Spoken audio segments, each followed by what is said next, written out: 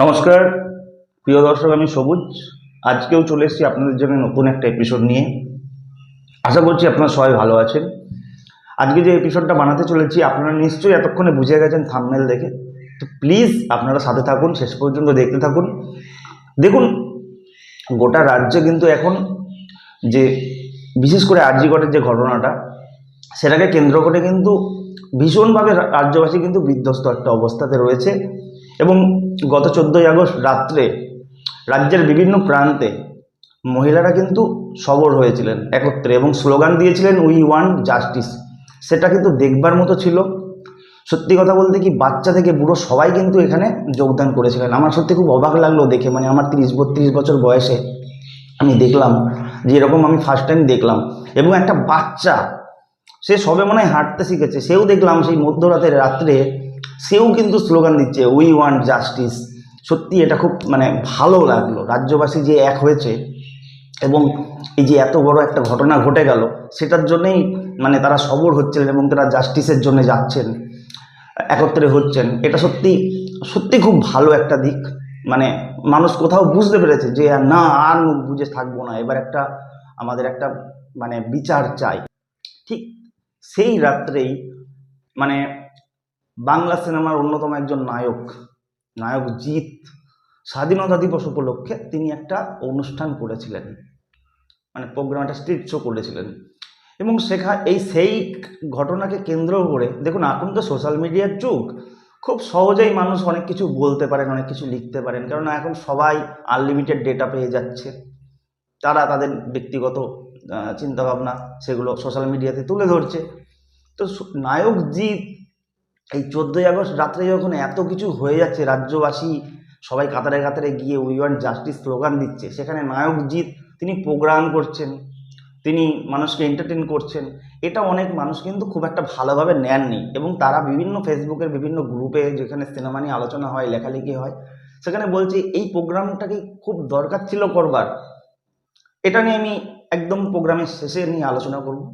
তারপরে আরেকটা ঘটনা বলতেই হবে, যেটা হচ্ছে আমাদের বাংলা সিনেমার অন্যতম একজন নায়ক, বর্তমানে তার একটা সিনেমা আসছে, খুব জনপ্রিয় একটা সিনেমা, বিগ বাজেট সিনেমা। সিনেমাটার নাম হচ্ছে খাদান।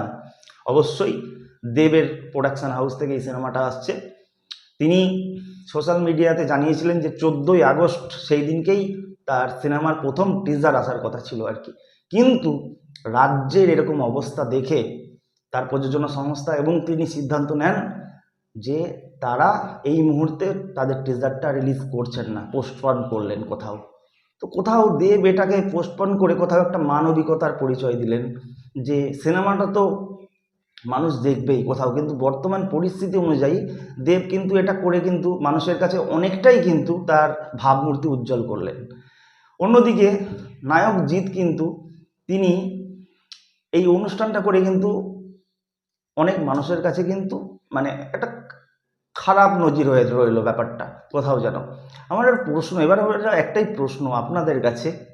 দেখুন, সুপারস্টার তারা কিন্তু মানুষকে আমোদ প্রমোদ বিনোদন দেন, কিন্তু সুপারস্টার যারা নায়ক নায়িকা তারা কিন্তু বর্তমান পরিস্থিতি এরকম যে প্রথমবার খারাপ হয়েছে এরকম নয়। কিন্তু আমরা অনেক কিছু সোশ্যাল মিডিয়ার দুনিয়ায় তা এখন অনেক কিছু দেখছি, হয়তো এখন আমাদের কাছে খুব ইজি হয়ে গেছে বলে যে রাজ্যের এরকম অবস্থা, এই সময় নায়ক জিতের কি এটা করা কি খুব দরকার ছিল? আমার মনে হয় এরকম ঘটনা এই লেভেলের হয়তো হয়নি, হয়তো আগেও অনেক কিছু হয়েছে, আমরা হয়তো সোশ্যাল মিডিয়া ছিল না, হয়তো আমরা জানতে পারিনি। যাই হোক, এটা আমার ব্যক্তিগত কথা ছিল আর কি।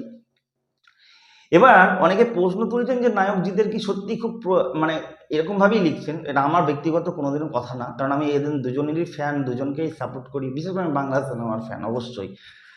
তো অনেকে প্রশ্ন এটাও তুলছেন যে নায়ক জিতের কি খুব টাকার দরকার হয়ে গেছিল, বা এরকম কি তারা কি এই ফাংশন করা বা অনুষ্ঠান করার কি খুব দরকার ছিল? এগুলো মানুষ বলছে, কিন্তু আপনারা যারা সোশ্যাল মিডিয়াতে আছেন একটু ফলো করবেন, তারা বুঝতে পারবেন আমার কথাটা কতটা সত্যি না কতটা মিথ্যা, বা আমি মন গড়া কথা বলছি। একদমই এরকম নয়। দেখুন, এই প্রোগ্রামটা না করার অনেক কারণ ছিল। প্রথমত কথা হচ্ছে, দেখুন অনেক সময় এই যে আইলা হলো, আমফান হলো, অনেক ঝড়, অনেক কিছু কিন্তু ঘটে যায় অনেক সময়। অনেক বড় বড় সিনেমা, আমার এরকম কিছু জিনিসের সাক্ষীও আমি আছি, সিনেমা কমপ্লিট কিন্তু রিলিজ হয় না। এই যে দেবের একটা সিনেমা কৌশিক গাঙ্গুলির সাথে, রানা সরকার প্রযোজনা সংস্থা ছিল, রানা সরকারের প্রযোজনা সংস্থা, ধূমকেতু বলে সিনেমাটা তো রিলিজ হলো না। তো অনেক ভালো সিনেমা ছিল দেব শুভশ্রী, সিনেমাটা তো রিলিজ হলো না। তো অনেক সময় এই যারা আর্টিস্ট তাদের অনেক সময় অনেক কমিটমেন্ট তারা করেন, কিন্তু পরিস্থিতি অনেক সময় এমন হয়ে যায় যে সেটা ফুলফিল করা হয়তো সম্ভব হয়ে ওঠে না। আমাদের বুম্বাদার একটা সিনেমা ছিল যে দেশদ্রোহী বলে একটা সিনেমা অঞ্জন চৌধুরী করেছিলেন, তাপস পাল, বুম্বাদা সবাই একসাথে আর কি। খুব ভালো একটা সিনেমাটা শুটিংও হয়ে গেছিলেন বেশ কিছুটা, কিন্তু এটাও কিন্তু রিলিজ হয়নি। সেটাও কিন্তু টেকনিক্যাল কিছু ফল্টের জন্য কিন্তু রিলিজটা হয়নি। যাই হোক, আমি মেন পয়েন্টে আসবো। অনেকে এটাই বলছেন যে এই প্রোগ্রামটা না করার, সত্যি যদি জিৎ না করতেন তাহলে সত্যি একটা ভালো ব্যাপার হতো, কিন্তু মানুষের কাছে নেগেটিভিটিটা ছড়াতো না। এখন মানুষ সবাই ভাবছে, দেখুন সবাই তো ওরকম ডিপলি ভাবে না, সবাই ভাবে নায়ক জিতের মনে হয় টাকার খুব দরকার তাই সে প্রোগ্রামটা করছে। কিন্তু এটাও ভাবতে হবে কিন্তু সবার আগে, এই আমরা যখন বলি না, আমরা খুব সহজে ইজিভাবে বলে দিই, কিন্তু আরেকটা জিনিস ভাবার দরকার আছে। এই আরজিকর আরজিকর কাণ্ডের এই প্রতিবাদে কিন্তু নায়ক জিৎ বলুন, দেব বলুন, বা আমাদের টলিউড ইন্ডাস্ট্রির অন্যতম একজন মানে গুরুত্বপূর্ণ একজন নায়ক প্রসেনজিৎ চট্টোপাধ্যায় বা আরও যারা রয়েছেন, তারা কিন্তু প্রত্যেকেই কিন্তু তাদের সোশ্যাল নেটওয়ার্কে, সোশ্যাল মিডিয়াতে, তাদের বিভিন্ন রকম ইনস্টা বলুন বা ফেসবুকে বলুন, সেখানে কিন্তু বিভিন্ন রকম তারা কিন্তু আপডেট দিয়েছে, এটা নিয়ে তারা কিন্তু প্রতিবাদ করেছেন তাদের মতো করে আর কি। কিন্তু এই জিত প্রোগ্রামটা করাতে, যেহেতু রাজ্যের মহিলারা সবাই সেই রাতেই সবাই একত্রিত হয়েছিলেন বিচারের জন্য, সেখানে নায়ক জিৎ সেখানে প্রোগ্রাম করতে গেছে, কিন্তু তাকে নাচ করতে হবে, গান করতে হবে, দর্শককে এন্টারটেন করতে হবে। সেটা মানুষদের কাছে হয়তো খুব একটা খারাপ একটা ব্যাপার, হয়তো কিছু মানুষের কাছে লেগেছে কোথাও। তো দেখুন, আমার একটাই বক্তব্য এটাই, যে জিৎ কিন্তু, আমি প্রোগ্রামটা দেখেছি যতটুকুনি জিতের সোশ্যাল মিডিয়ার মানে ফেসবুক পেজ থেকে দেখানো হয়েছে, খুব ভয়েসটা কিন্তু খুব চাপা আসছে। আমি দেখেছি যে নায়ক জিৎ কিন্তু সেখানে অনুষ্ঠান প্রোগ্রাম করতে গিয়েও কিন্তু সেই ব্যাপারটা কিন্তু সে দর্শকের সামনে তুলে ধরেছে কোথাও। তো এটাও আপনারা কিন্তু অবশ্যই একটু ভেবে দেখবেন।